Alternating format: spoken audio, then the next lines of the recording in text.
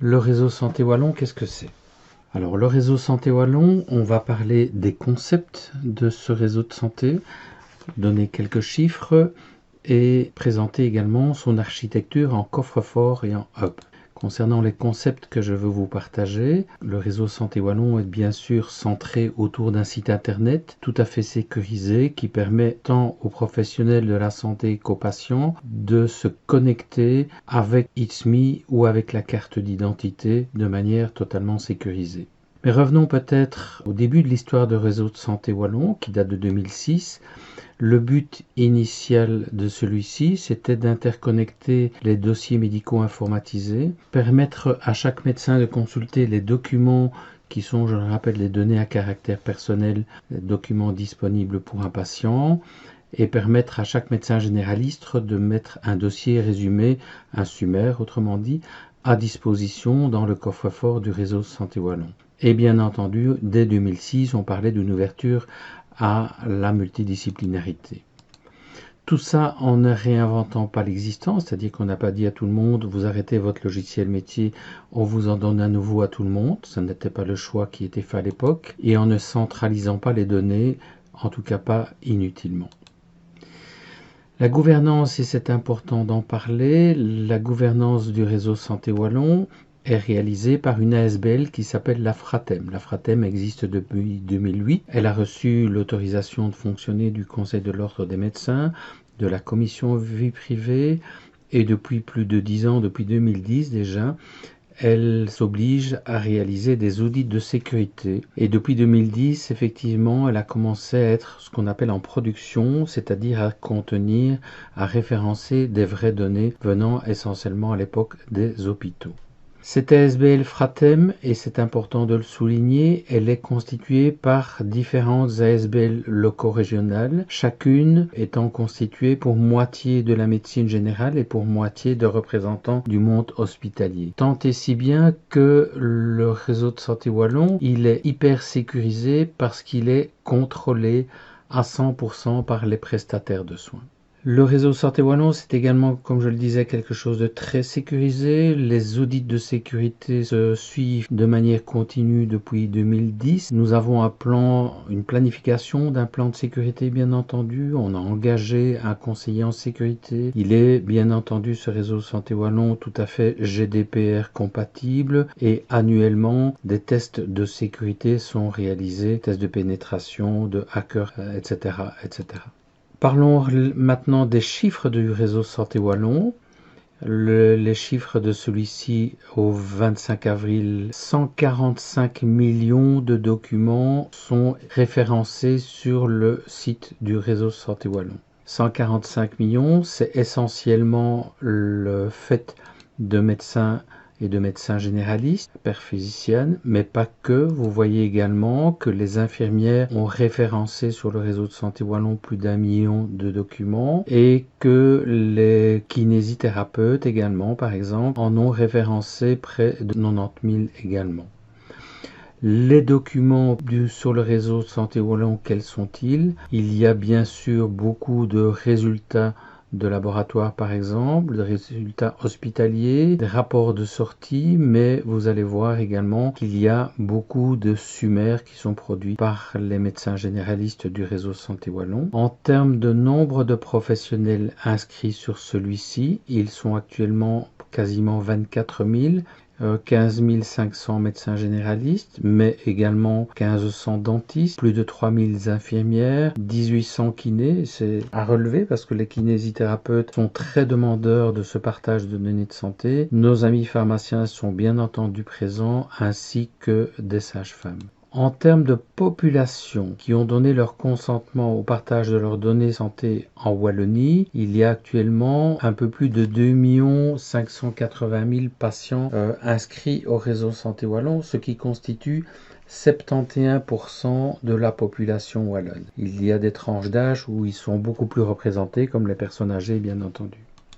Des patients qui disposent d'un SUMER, ce dossier résumé d'urgence produit par le médecin généraliste, ils sont quasiment 1 million actuellement. Et si on regarde maintenant rapidement des données d'il y a un bon mois concernant quels sont les documents auxquels ont accès les patients, vous verrez que sur le 1,5 million ou les 150 millions, il y a quasiment 80% des documents qui sont d'ores et déjà accessibles par les patients. L'architecture du réseau Santé Wallon, comment fonctionne celui-ci? Comment est-ce agencé? La situation belge est la suivante. Donc du côté wallon, tous les hôpitaux généraux, ici au bout de toutes les petites lignes vertes, tous les hôpitaux généraux sont connectés au hub du réseau Santé Wallon. Donc au hub, c'est un concentrateur. Du côté de la Flandre, il y a 2 hubs principaux, un à Gand et un à Louvain. Et bien, Bruxelles a bien entendu également son hub particulier. En termes de coffre-fort, là maintenant, au niveau de la Belgique, nous avons 3 coffres-forts.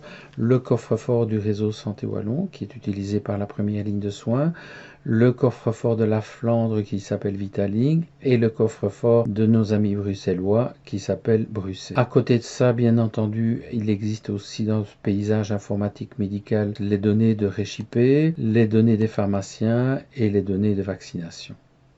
Si on regarde les choses d'une autre façon maintenant et que je vous présente ici à gauche dans ce cercle bleu ce qui étaient toutes les données de la Wallonie. Dans ce cercle bleu sont représentés les différents hôpitaux et ces différents hôpitaux sont connectés au hub du réseau Santé Wallon. Ce qui signifie que tous les acteurs qui travaillent à l'intérieur de l'hôpital passent par la connexion de leur hôpital pour se connecter au système du réseau Santé Wallon. Ce n'est par contre pas la même chose pour tous les acteurs extra-hospitaliers, qu'ils soient médecins, qu'ils soient pharmaciens, qu'ils soient kinésithérapeutes, qu'ils soient laborantins, qu'ils soient radiologues indépendants.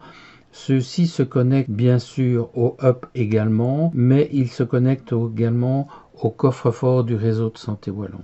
Toujours est-il que si je prends l'exemple d'un patient, M. Tartampion, qui est un bon Wallon et dont les données de santé sont contenues au niveau du réseau Santé Wallon, quand il va en vacances à la côte belge, et on va considérer que ceci est le hub de la région flamande, de Gand, le COSO, quand il va consulter un médecin à la côte belge, celui-ci va être informé de ce que des données de santé existent du côté wallon et il va pouvoir à ce moment-là y accéder.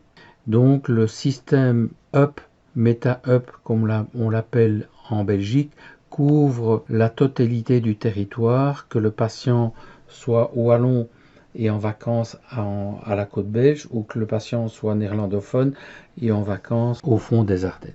Une dernière vision que je vous présente par rapport à cette architecture. Ici au centre se trouve le réseau de Santé Wallon.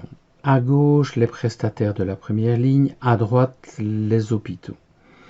Prenons l'exemple de ce patient que j'ai appelé Tartampion, pour lequel il existe dans un hôpital ici des données de radiographie.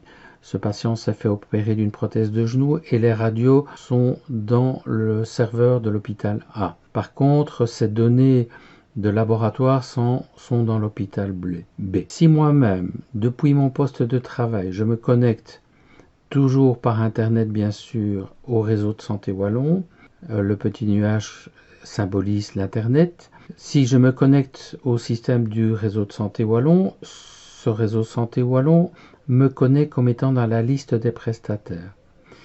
Il connaît Tartampion comme étant dans la liste des patients, mais il ne va pas me donner un accès aux données du patient tant qu'il n'aura pas enregistrer l'existence d'un lien thérapeutique entre le patient et moi-même. Comment est-ce que je vais réaliser ça? Je vais le réaliser en passant la carte d'identité du patient dans mon lecteur de carte d'identité. À ce moment-là, le réseau de Santé Wallon enregistre l'existence de ce lien thérapeutique et me donne accès à la lecture de l'index des documents qu'il contient.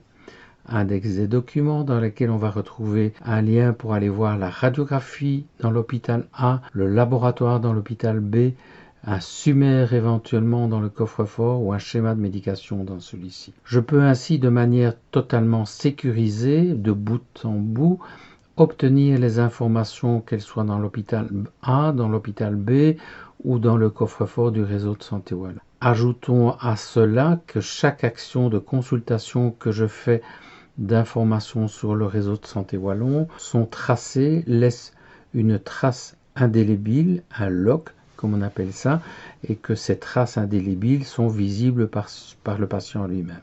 Dernière information, le kinésithérapeute, de la même manière que le médecin généraliste, va se connecter au réseau de santé wallon et disposer des informations que celui-ci lui permet d'accéder en fonction de son profil. C'est un élément qui améliore beaucoup, bien sûr, la sécurisation du réseau de santé wallon.